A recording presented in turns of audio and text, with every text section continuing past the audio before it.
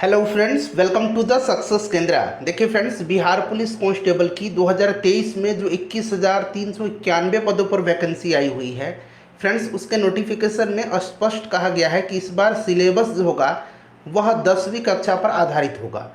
तो जैसे आप लोग जानते हैं कि हम लोग 10वीं कक्षा पर आधारित महत्वपूर्ण प्रश्नों का एपिसोड वाइज सीरीज स्टार्ट किया हुआ है और आज हमारा यह दूसरा एपिसोड है। इससे पहले मैंने आपको एपिसोड नंबर 1 को कवर करा दिया था। अगर आपने उस वीडियो को नहीं देखा है तो ज़रूर देख लीजिएगा, लिंक आपको डिस्क्रिप्शन बॉक्स में मिल जाएगा। और इसमें केवल और केवल हम लोग वीवीआई क्वेश्चन यानी कि महत्वपूर्ण प्रश्नों को कवर करते हैं। चैनल पर अगर आप पहली बार विजिट कर रहे हैं तो चैनल को सब्सक्राइब कर लीजिए और जो बेल आइकन है, घंटी का निशान है, उसको ज़रूर दबा लीजिएगा, ताकि जब भी बिहार पुलिस कांस्टेबल नई भर्ती 2023 से संबंधित कोई भी इम्पोर्टेंट वीडियो अपलोड किया जाए तो उसका नोटिफिकेशन सबसे पहले आपके पास पहुंच जाए। तो चलिए फ्रेंड्स, बिना देरी किए हुए सेशन आज के स्टार्ट करते हैं। पहले प्लीज़ वीडियो को लाइक कर दीजिए और जब सेशन समाप्त होगा तो वीडियो को कम से कम एक ग्रुप में आप ज़रूर शेयर कर देंगे। फ्रेंड्स, आज के सेशन का पहला प्रश्न पढ़ेंगे। देखिए, पहला प्रश्न है कि भारत में वन्यजीव संरक्षण अधिनियम जिस वर्ष लागू किया गया वह वर्ष कौन सा है। अपना स्कोर आप सभी लोगों को कमेंट करके बताना है। जब सेशन समाप्त होगा तो स्कोर आप लोग अपना अपना कमेंट करेंगे। और ध्यान दीजिएगा फ्रेंड्स, अगर हम बात करें तो भारत में वन्यजीव संरक्षण अधिनियम जो है यह किस वर्ष लागू किया गया था, तो ये 1972 में लागू किया गया था। अच्छा, अगर आपसे पूछा जाए कि पर्यावरण संरक्षण अधिनियम जो है यह किस वर्ष जो है लागू किया गया, तो पर्यावरण संरक्षण अधिनियम को 1986 में लागू किया गया। ठीक है। प्रोजेक्ट टाइगर ये कब स्टार्ट किया गया था, तो प्रोजेक्ट टाइगर जो है ये 1973 में स्टार्ट किया गया था। तो इसको भी आप निश्चित रूप से ध्यान रखेंगे। ठीक है। चलिए नेक्स्ट क्वेश्चन करेंगे कि खाली स्थान दिया गया है वह पादप है जिसमें बीज फलों के भीतर होते हैं। देखिए कितना अच्छा प्रश्न मैंने शामिल किया हुआ है। देखिए ये है आवृतबीजी, जिसको कि एंजियोस्पर्म हम लोग कहते हैं। वनस्पति जगत का एक विशाल सब फाइलम है जिसमें पौधे के बीज ढके रहते हैं। ठीक है, तो ये आपका हो जाएगा एंजियोस्पर्म, यानी कि हिंदी में बात करें तो आवृतबीजी। और जो खुले अवस्था में होते हैं उनको हम लोग जिम्नोस्पर्म कहते हैं, अनावृतबीजी इसको कहते हैं। ठीक है, यहाँ पर देखिए जिम्नोस्पर्म दिया गया है। चलिए अगला प्रश्न है हमारा कि भार का एसआई मात्रक क्या है। भार का एसआई मात्रक क्या है, तो देखिए फिजिक्स में किसी वस्तु पर पृथ्वी के गुरुत्वाकर्षण के माप को भार या वजन कहते हैं। जी का जो मान होता है, ये जो स्मॉल जी है, इसका मान जगह के साथ बदलता रहता है, इसीलिए भार का माप भी अलग अलग जगह पर अलग अलग होता है। भार की एसआई इकाई जो है यह न्यूटन है और भार जो है एक वेक्टर क्वांटिटी है, तो यहाँ पर न्यूटन इसका राइट आंसर हो जाएगा। अगला प्रश्न हमारा कि गन मेटल किसकी मिश्र धातु है। गन मेटल जो है यह मिश्र धातु किसकी है, तो गन मेटल तांबा, टीन और जस्ता का, तांबा, टीन और जस्ता का मिश्र धातु है, याद रखेंगे। ठीक है। चलिए नेक्स्ट के तीसरी बौद्ध सभा यानी कि तृतीय बौद्ध सभा किस स्थान पर बुलाई गई थी। तृतीय बौद्ध सभा जो है यह किसके शासनकाल में हुआ था, तो अशोक के शासनकाल में। ठीक है, याद रखना है, अशोक के शासनकाल में। ठीक है। और इसकी अध्यक्षता किसने किया था, तो इसकी अध्यक्षता मोगलीपुत्र तीस ने किया था। मोगलीपुत्र तीस ने किया था। ठीक है। और पहला जो अगर पूछा जाए, पहला जो बौद्ध संगति थी यह किसके शासनकाल में हुई थी, तो अजात शत्रु के समय में। ठीक है, राजगृह में। दूसरा कालाशोक के समय में, तीसरा अशोक के समय में और चौथा कनिष्क के समय में। ठीक है, तो ये आप लोग अब ध्यान रखेंगे, एटलीस्ट इतना तो आपको याद रखना ही होगा। राइट आंसर इसका पाटलिपुत्र हो जाएगा। ठीक है। चलिए उसके बाद नेक्स्ट क्वेश्चन हमारा कि निम्नलिखित में से कौन सी पुस्तक तिलक ने, बाल गंगाधर तिलक ने लिखी है। बताइए राइट आंसर इसका क्या हो जाएगा। तो इसमें से गीता रहस्य करेक्ट आंसर हो जाएगा। ये बाल गंगाधर तिलक के द्वारा लिखी गई पुस्तक है। इंडिया इन ट्रांजिशन, इस पुस्तक को लिखा किसने है, तो इंडिया इन ट्रांजिशन पुस्तक को लिखा है एम.एन. रॉय ने। किसने लिखा है, एम.एन. रॉय ने लिखा है। गोखले माई पॉलिटिकल गुरु नामक जो बुक है इसको लिखा है महात्मा गांधी जी ने। डिस्कवरी ऑफ इंडिया को लिखा है पंडित जवाहरलाल नेहरू ने। अगला प्रश्न है कि जब कोई वस्तु मुक्त रूप से, प्रश्न को ध्यान से पढ़िए, जब कोई वस्तु मुक्त रूप से पृथ्वी की ओर गिरती है तो उसकी कुल ऊर्जा क्या होगी। तो देखिए जब कोई भी वस्तु मुक्त रूप से पृथ्वी की ओर गिरती है तो उसकी जो कुल ऊर्जा होती है ये नियत रहती है, नियत रहती है। ठीक है, चलिए उसके बाद देखिएगा। और फ्रेंड्स प्लीज़ वीडियो को लाइक कर दीजिए। देखिए मनुष्य में प्रति मिनट हृदय स्पंदन होता है, तो प्रति मिनट जो हृदय स्पंद होता है यह 72 हो जाएगा, इसका करेक्ट आंसर 72। क्लियर। चलिए अगला प्रश्न है कि निम्नलिखित में से कौन सा चित्र लियोनार्डो दा विंची द्वारा नहीं बनाया गया है।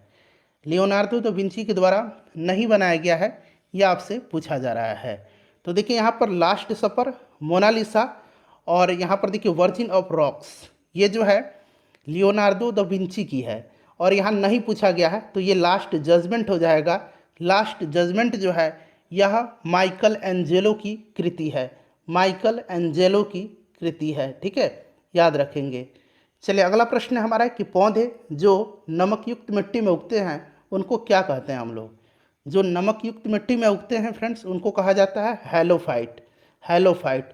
और जो रेगिस्तान में उगते हैं उनको जीरोफाइट कहा जाता है, यानी कि इनको हम लोग मरुद्भिद कहते हैं। ठीक है, जो रेगिस्तान में उगते हैं, रेतीले जमीन में उगते हैं। जो हाइड्रोफाइट, हाइड्रोफाइट का मतलब जो पानी में उगते हैं। ठीक है, चलिए उसके बाद नेक्स्ट क्वेश्चन है कि किस अनुच्छेद के अनुसार भारत के राष्ट्रपति द्वारा राष्ट्रीय आपातकाल की घोषणा की जा सकती है। राष्ट्रीय आपातकाल की घोषणा जो है यह अनुच्छेद 352 में है। अनुच्छेद 356 जो है ये राज्यों में राष्ट्रपति शासन से है, और 360 जो है इसमें वित्तीय आपातकाल की बात कही गई है। और ध्यान रखेंगे भारत में एक भी बार वित्तीय आपातकाल नहीं लगाया गया है। अगला प्रश्न है हमारा कि भारत के संविधान में चुनाव प्रणाली का प्रावधान किन अनुच्छेदों में किया गया है। चुनाव प्रणाली जो है इसका प्रावधान अनुच्छेद 324 से 329 तक में है। और वोट देने का जो अधिकार है जिसको कि वयस्क मताधिकार कहते हैं, यह आर्टिकल 326 में है। इसको आप निश्चित रूप से ध्यान रखेंगे। ठीक है, चलिए अगला प्रश्न है हमारा कि मॉन्टेग्यू चेम्सफोर्ड की रिपोर्ट जो है यह किसके आधार बनी थी। तो मॉन्टेग्यू चेम्सफोर्ड की रिपोर्ट जो है यह भारत सरकार अधिनियम 1919 की आधार बनी थी। Option number C right answer हो जाएगा। ठीक है, चलिए अगला प्रश्न है हमारा कि क्षुद्रतम एंजियोस्पर्म, यहाँ एनजीओ बना लीजिए, एनजीओ नहीं होगा, ये एंजियोस्पर्म हो जाएगा। क्षुद्रतम यानी कि छोटा एंजियोस्पर्म जो है इसमें से कौन सा है, तो ये वोल्फिया हो जाएगा। ठीक है, वोल्फिया। और वहीं अगर सबसे बड़ा पूछता है बृहत्तम, ऐसे लिखा होता है बृहत्तम, तो बृहत्तम जो एंजियोस्पर्म है यह आपका कौन सा हो जाएगा, यूकेलिप्टस हो जाएगा। अगला प्रश्न है कि क्लोरोफिल में, यहाँ देखिए क्लोरोफिल किसकी उपस्थिति में बनता है। क्लोरोफिल जो है यह मैग्नीशियम हो जाएगा, इसका राइट आंसर। ठीक है, मैग्नीशियम की उपस्थिति में बनता है। चलिए और इंसुलिन में अगर पूछा जाए कि इंसुलिन में कौन सी धातु पाई जाती है, तो ये जिंक होता है। इसको भी आप ध्यान रखेंगे। ठीक है, चलिए उसके बाद देखिएगा कि प्रकाश अनुवर्तन यानी कि फोटोट्रोपिज्म में से जुड़ा हुआ हार्मोन कौन सा है। तो यहाँ पादप हार्मोन की बात हो रही है। फोटोट्रोपिज्म जो है यह पादपों में होता है और उससे जुड़ा हुआ हार्मोन पूछा गया है। तो यह आपका कौन सा हार्मोन हो जाएगा, यहाँ पर ऑक्सिन हो जाएगा। Option number A correct answer हो जाएगा, इसका नाम है ऑक्सिन। ठीक है, अगला प्रश्न है हमारा कि रॉकेट किसके संरक्षण के सिद्धांत पर कार्य करता है। रॉकेट किसके संरक्षण के सिद्धांत पर कार्य करता है, बताइए। राइट आंसर इसका क्या हो जाएगा, तो यह रेखीय संवेग इसका करेक्ट आंसर हो जाएगा। ठीक है, रेखीय संवेग इसका सही आंसर हो जाएगा। चलिए उसके बाद नेक्स्ट क्वेश्चन कर लेंगे कि निम्न में से कौन सा एक रूपांतरित तना है। इसमें से रूपांतरित तना जो है यह आपसे पूछा गया है कि कौन सा है। तो देखिए रूपांतरित तना जो है फ्रेंड्स यह आलू हो जाएगा। Option number A right answer हो जाएगा। रूपांतरित तना का उदाहरण है आलू। चलिए उसके बाद नेक्स्ट क्वेश्चन हमारा कि मानव त्वचा का अध्ययन करने वाला विज्ञान की शाखा क्या कहलाती है। तो त्वचा का जो अध्ययन किया जाता है उस विज्ञान की शाखा को डर्मेटोलॉजी कहा जाता है। डर्मेटोलॉजी राइट आंसर हो जाएगा। नेक्स्ट क्वेश्चन है कि मयूरभंज खनिज क्षेत्र किस राज्य में है। मयूरभंज खनिज क्षेत्र जो है यह किस राज्य में है, तो यह उड़ीसा में है। मयूरभंज कहाँ पर है, उड़ीसा में है। ठीक है, चलिए अगला प्रश्न है कि श्वेत प्रकाश की एक किरण कांच के प्रिज्म पर आपतित होती है। वह प्रकाश वर्ण जो कांच की प्रिज्म से गुजरने पर अधिकतम विचलित होता है। ध्यान दीजिएगा, देखिए जिसका भी तरंग दैर्घ्य सबसे अधिक होता है उसका विचलन सबसे कम होता है, और जिसका तरंग दैर्घ्य सबसे कम होता है उसका विचलन सबसे ज़्यादा होता है। तो यहाँ पर बताइएगा अधिकतम विचलित होती है यानी कि उसका तरंग दैर्घ्य सबसे कम है, तो यह बैगनी हो जाएगा। और सबसे कम अगर विचलित पूछा जाता तो लाल रंग सबसे कम विचलित होती है। चलिए नेक्स्ट क्वेश्चन है कि मंदार पर्वत बिहार के किस जिले में स्थित है। तो यहाँ पर देखिए ऑप्शन में आप लोग बांका बना लीजिएगा, बांका जिला में है मंदार पर्वत, ठीक है, ध्यान रखेंगे। राज्य के राज्यपाल को अध्यादेश जारी करने की शक्ति प्रयुक्त की जा सकती है, तो यह किस सूची पर है, तो यह राज्य सूची का है, ठीक है, option number A right answer हो जाएगा राज्य सूची पर। अगला प्रश्न है हमारा कि सूती वस्त्र के साक्ष्य कहाँ से प्राप्त हुए हैं। सूती वस्त्र के जो साक्ष्य हैं यह प्राप्त जो हुए हैं यह मोहनजोदाड़ो से हुए हैं। मोहनजोदाड़ो से विशाल अन्नागार, स्नानागार, नर्तकी की मूर्ति और सूती वस्त्र के साक्ष्य मिले हैं, ध्यान जरूर रखेंगे। चलिए उसके बाद नेक्स्ट क्वेश्चन है कि वर्ष 2011 में बिहार की जनगणना के अनुसार सर्वाधिक जनसंख्या घनत्व वाला जिला कौन सा है। सर्वाधिक जनसंख्या घनत्व वाला जिला जो है यह शिवहर है, ठीक है, शिवहर इसका राइट आंसर हो जाएगा। और सबसे अगर कम पूछा जाए तो कैमूर होगा। सबसे ज़्यादा जनसंख्या वाला जिला पटना है, ठीक है, सबसे कम शेखपुरा है। चलिए सबसे ज़्यादा लिंगानुपात गोपालगंज का है, सबसे कम लिंगानुपात मुंगेर का है। अगला प्रश्न है कि मानव के रुधिर का विडाल टेस्ट किसके संक्रमण को दर्शाता है। अब यहाँ पर देखिए विडाल टेस्ट जो होता है, विडाल टेस्ट ये आपसे पूछा गया है। तो विडाल टेस्ट जो है यह आपका टाइफाइड के लिए किया जाता है, और टाइफाइड जो होता है ये कौन से जीवाणु से होता है, साल्मोनेला टाइफी के द्वारा। तो ऑप्शन नंबर डी इसका राइट आंसर हो जाएगा। निम्न में से कौन सा भाग मनुष्य के मादा प्रजनन तंत्र का नहीं होता है, यानी कि इसमें से मादा प्रजनन तंत्र का भाग नहीं है। गर्भाशय मादा प्रजनन तंत्र का भाग है, अंडवाहिका भी है, अंडाशय भी है। शुक्रवाहिनी जो है यह पुरुष प्रजनन तंत्र का हिस्सा है, यह मादा प्रजनन तंत्र का हिस्सा नहीं है। तो option number C right answer हो जाएगा। भारतीय संविधान के अनुच्छेद 368 का संबंध किससे है, बताइए। तो देखिए राइट आंसर इसका हो जाएगा संविधान में संशोधन, ठीक है, और यह भाग 20 में है, दक्षिण अफ्रीका के संविधान से लिया गया है। इन सभी पॉइंट्स को आप ध्यान रखेंगे। चलिए अगला प्रश्न है हमारा कि पानी से बनने वाले बुलबुले में जो चमक होती है वह किस प्रक्रम के कारण होती है। तो पानी का जो बुलबुला चमकता है वह प्रकाश के पूर्ण आंतरिक परावर्तन के कारण होता है। ऑप्शन नंबर डी इसका करेक्ट आंसर हो जाएगा। उसके बाद देखिएगा कि भाषण और अभिव्यक्ति की स्वतंत्रता का अधिकार जो है यह संविधान के किस अनुच्छेद में है। तो देखिए यह जो अनुच्छेद है भाषण और अभिव्यक्ति की स्वतंत्रता, यह अनुच्छेद 19 में है, ठीक है। संविधान का अनुच्छेद 15 के द्वारा क्या है, धर्म, मूल वंश, जाति, लिंग, इन सब का जो है नियंत्रण किया गया है, ठीक है। इसके आधार पर भेदभाव को निषेध किया गया है। अनुच्छेद 20 क्या है, तो अनुच्छेद 20 अपराधों के लिए दोष सिद्धि के संदर्भ में संरक्षण है। और अनुच्छेद 21 क्या है, तो प्राण एवं दैहिक स्वतंत्रता का अधिकार है। इसमें ऑप्शन नंबर बी हो जाएगा, भाषण और अभिव्यक्ति की स्वतंत्रता। निम्नलिखित में से कौन सा एक कार्बोहाइड्रेट नहीं है।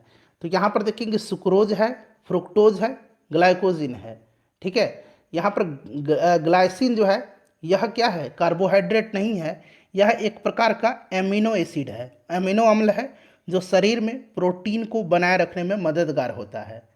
चलिए नेक्स्ट क्वेश्चन है कि कुलगार्डी किसके लिए प्रसिद्ध है। कुलगार्डी किसके लिए प्रसिद्ध है यह आपसे पूछा जा रहा है।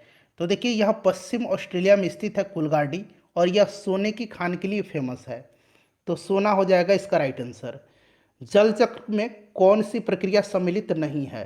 जल चक्र में वर्षण होता है, बारिश होता है, वाष्पीकरण होगा, संघनन होगा, संचालन नहीं होता है, ठीक है।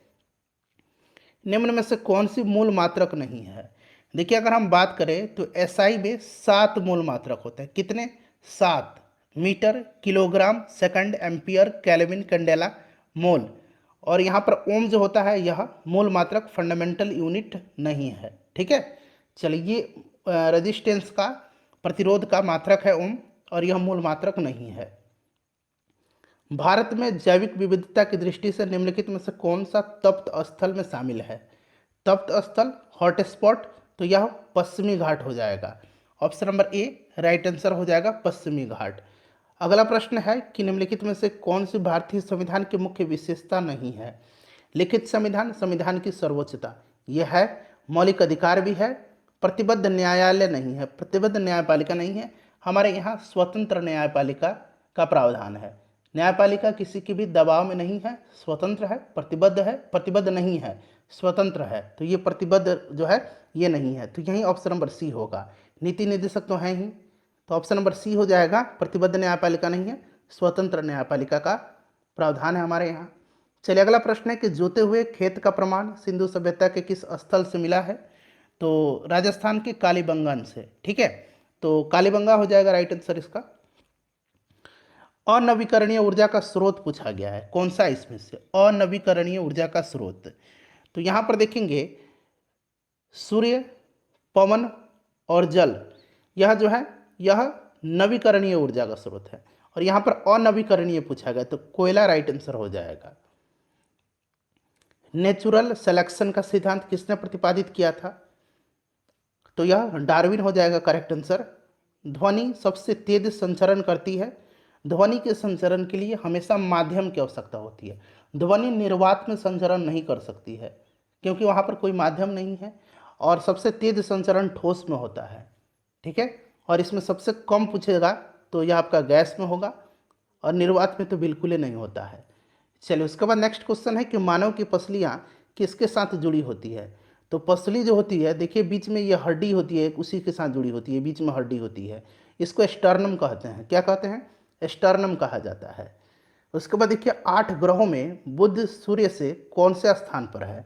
बुध जो है यह सूर्य से कौन से स्थान पर है, यह आपसे पूछा गया है, बताइए। तो देखिए फ्रेंड्स, अगर हम बात करें तो बुध जो होता है यह सूर्य से सबसे निकट का ग्रह है, और पहला स्थान आता है इसका सूर्य से दूरी के अनुसार बात करें। उसके बाद बुध के बाद शुक्र आता है, और पृथ्वी का स्थान तीसरे नंबर पर आता है। तो पृथ्वी पूछेगा तो तीसरा स्थान है सूर्य से, ठीक है। चलिए कर्क रेखा तथा मकर रेखा के बीच का क्षेत्र क्या कहलाता है। तो यह टॉरिड जोन होता है। अंग्रेजी में इसको टॉरिड जोन कहते हैं, हिंदी में इसको उष्ण कटिबंध कहेंगे, ठीक है। चलिए उसके बाद देखिएगा कि एल्केन का रासायनिक सूत्र क्या होता है। एल्केन का रासायनिक सूत्र जो है ये CnH2n+2 होता है। ये एल्कीन का है, और यहाँ माइनस बना लीजिए क्योंकि दोनों एक ही समान हो जाएगा। यहाँ माइनस अगर बना लेंगे तो ये एल्काइन का हो जाएगा। Alkane, alkene, alkyne. लोहे पर जंग लगना किस प्रकार का परिवर्तन है।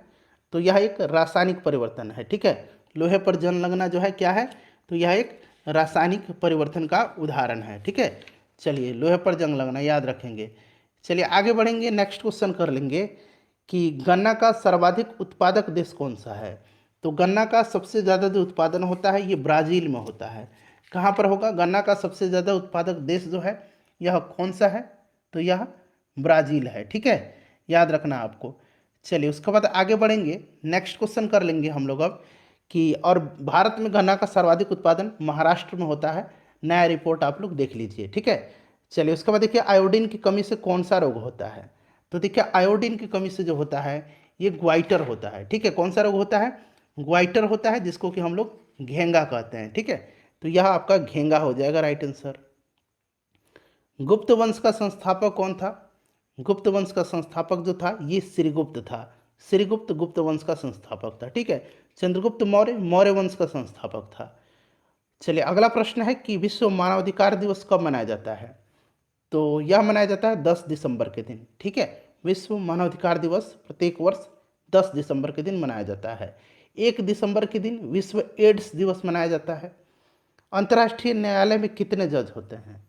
अंतर्राष्ट्रीय न्यायालय में जो है 15 जज होते हैं, ठीक है। कितने, 15 जज होते हैं। अगला प्रश्न है हमारा कि सामूहिक उत्तरदायित्व किस सरकार की विशेषता है। सामूहिक उत्तरदायित्व जो है यह किस सरकार की विशेषता है। तो राइट आंसर इसका हो जाएगा संसदीय, ठीक है, ध्यान रखेंगे। राइट आंसर इसका क्या हो जाएगा, संसदीय सरकार की विशेषता है। क्लियर, याद रहेगा आपको।